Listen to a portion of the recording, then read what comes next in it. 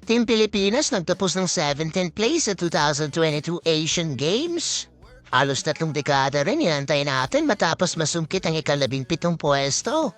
Mula nung iti magtala ng ika-14 na pwesto sa kabuuan noong 1994 sa Hiroshima, Japan. 4 medalya lang na iuwi natin sa kakatapos na Asian Games sa Hangzhou, China.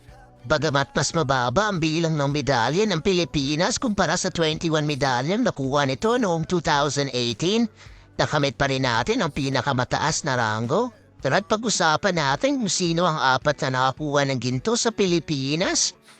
Ang 25 years old na pole vaulter na ikalawang henerasyon walang iba kundi si EJ Obiana.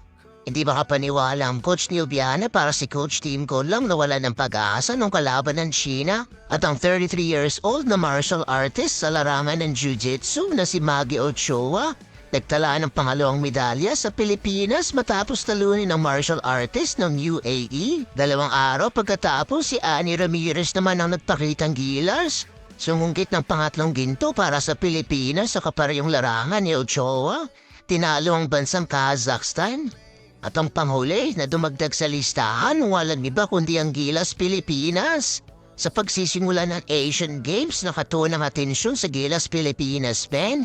Matapos ang nakakahiyang kampanya sa FIBA Basketball World Cup 2023, hindi inaasahan ang magandang performance ng Gilas Pilipinas sa Asian Games. Kahit wala na si Jordan Clarkson at libu-libong fans na sumusuporta sa kanila. Bangamat pangalawa sa grupo, tinalo nila ang Qatar at Iran at kinaharap ang China sa isang laban na hindi inaasahan. Nagkaroon ng rematch sa Jordan kung saan handa na si Team Cone sa pagkakataon na ito. Sa uli nagtagumpay ang Gilas laban sa Jordan. 3 dekada rin ang hinantay ng Pilipinas bago makuha ang mahalagang tagumpay sa Philippine basketball. Justin Brownlee gusto gawan ng statue ng mga Pilipino. Madami na rin tayo naging naturalized player para sa Gilas pero bukod tangi talaga si Noe P. Justin Brownlee.